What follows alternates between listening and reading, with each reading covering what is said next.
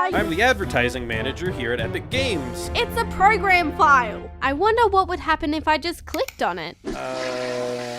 This video is sponsored by the wonderful people over at NordVPN. More info on that later.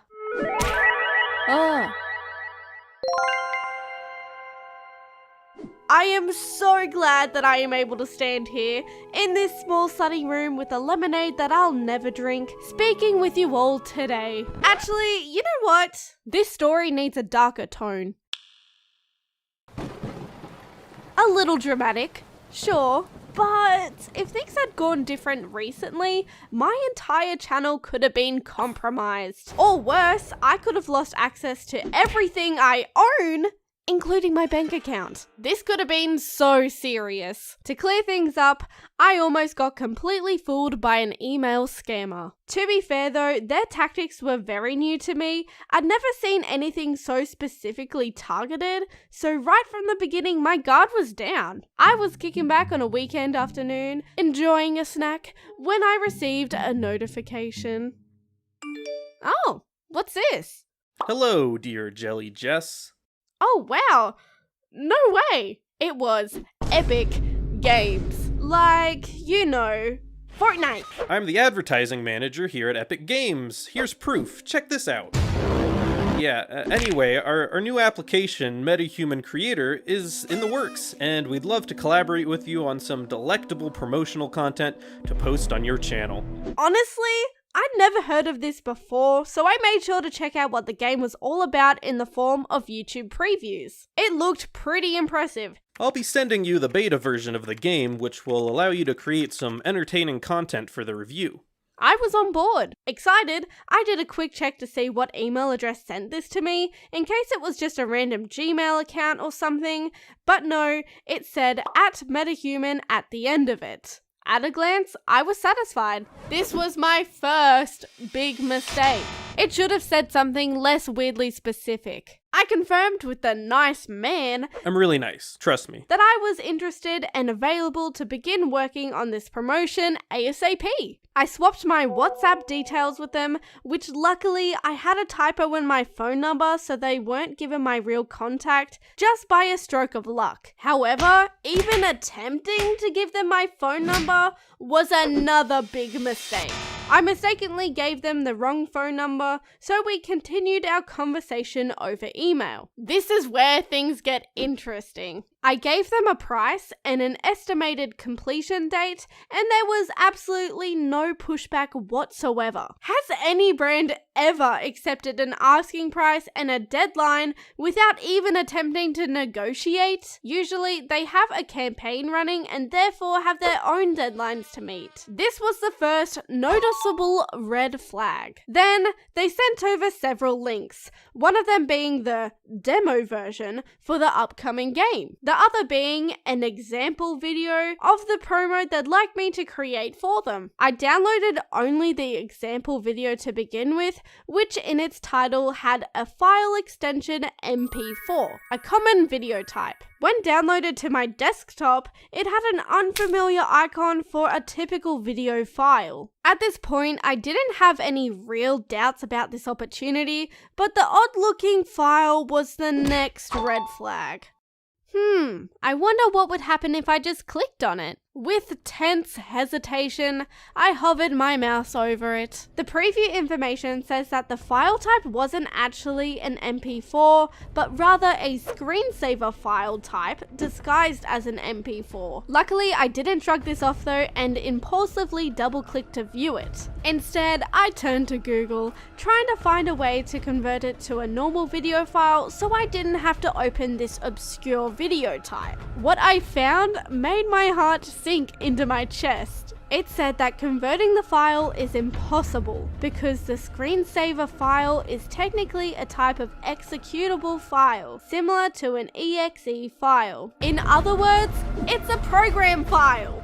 Why would an example video be sent as its own program? My paranoia was at a painful level by now, the reality fully sinking in all at once. Had I impulsively opened it to begin with, or had my computer not changed its icon like it did, this would have been my third and final mistake.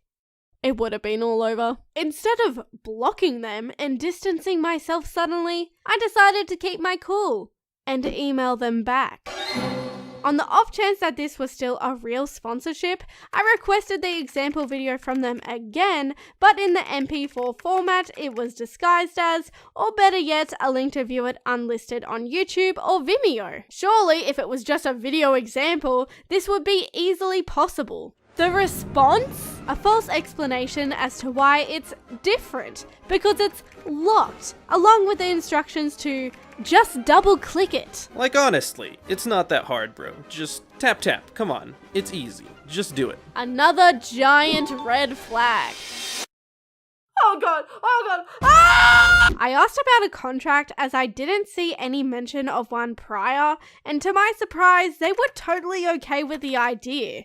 Apart from this convenient detail. In order to link the contract with your review, we'll need the unique reviewer code found on screen in the beta version I've sent you. So, click click, chop chop. In theory, this makes sense and would be easy to fall for had there not been all these red flags earlier, but with all this context in place, I just didn't believe it. Although it's important to mention that even at this point, in my head, I still thought that there was a chance that this may be legit. After all, I hadn't opened and seen the files for myself, right? Maybe the demo would operate and would be enjoyable to play, and maybe, had I just double-clicked the example video, all I would have been met with was a creator's sponsorship integration to draw inspiration from. But I've learned to trust my instincts, and they were telling me that as easy as checking the files myself would be, I could seriously regret it if things weren't as sincere as I hoped. In fact, it's probably worth noting right here that you should not give things multiple chances if they present even one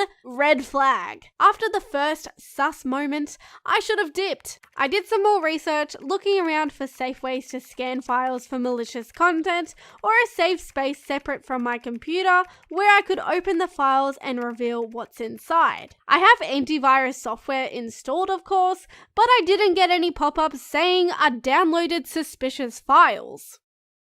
You betrayed me, bro. Eventually, I came across something called Windows Sandbox. This is a feature on Microsoft Windows where you can open a virtual operating system, open and test shady files without it technically being on your main operating system. Not sure how it all works, but oh boy, I am happy it does. Using this tool, I was able to bring the example video, the concerning screensaver file, into a safer place. Alongside this, I downloaded the demo version of the game itself too. I was ready to finally open these files and see if I was being overly cautious or if there was really something to be worried about all along. I extracted the demo and placed it next to the example video. I hovered over them to double check their file types. The example video was indeed a screensaver file, and the demo of the game was a .exe as I expected it would be.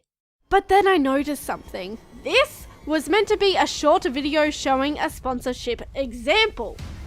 Now tell me why both of these files are exactly the same size, huh? This was just two ways for me to infect my computer with the same file. I was finally certain that this was in fact not Epic Games, and I would not be receiving a brand deal from them.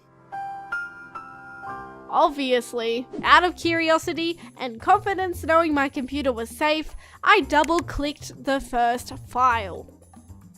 My cursor loaded, then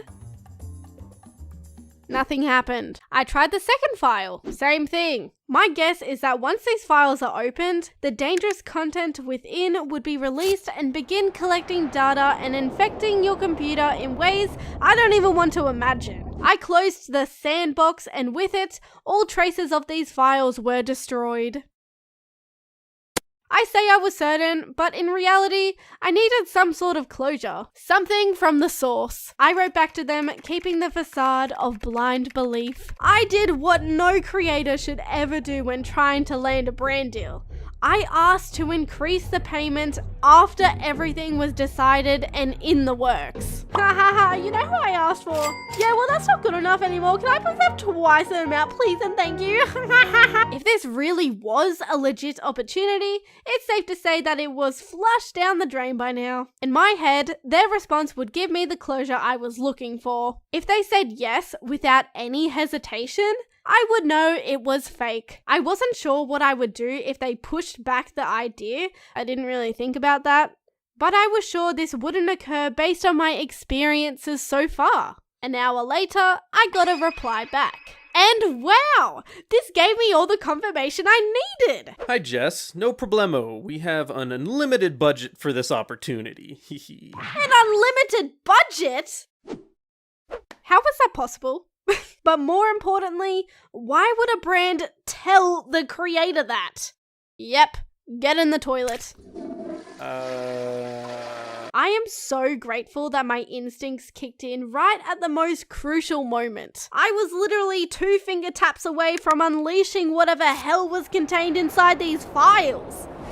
Hi Jess, are you in touch?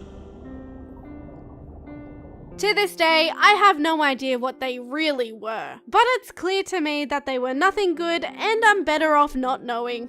Ugh, YouTubers are so hard to work with. Guys, please take your online security seriously. There are people like this targeting all kinds of people, not just YouTubers. Never click on links that are sent to you from people you don't know, and most certainly never download files that are sent to you either. Sometimes though, you won't even be approached directly by people trying to steal your data. But luckily, thanks to the sponsor of today's video, NordVPN, you don't have to worry about that. NordVPN offers protection from online threats and lets you browse the internet truly anonymously. Did you know? Most places in the world log every single website you visit and keep your information stored for 2 years or longer. Your private information is often then sold to third parties and exploited for their own gain. Using NordVPN will keep your internet usage completely private, so no one will get access to your private information. Public Wi-Fi can be infiltrated very easily, and the man-in-the-middle attacks can be performed without you even knowing. NordVPN will protect you from this so you can browse comfortably and, most importantly, safely, even in public areas. Thanks, Mr. Nord! I truly recommend installing NordVPN to your devices, not only because they're super supportive of smaller content creators like me, but because I believe they're genuinely the best VPN service out there, and it's better to be safe than sorry. With just a few quick clicks, you can rest assured knowing your information is properly protected, and the interface is super user-friendly. Head over to www.nordvpn.com/jellyjess to get a 2-year plan plus an additional 4 months with a big discount. The link is in the description, or alternatively, you can use the code JELLYJESS at checkout. That's www.nordvpn.com/jellyjess or the code JELLYJESS at checkout. Hi everyone, I just want to say a huge thank you to the Sea Rabbit for voicing the scammer in today's video. He did such a good job, and if you guys haven't checked out his content before, I highly recommend. Thank you all for watching, and I'll see you guys next time. My cat just meowed, I hope it didn't pick that up.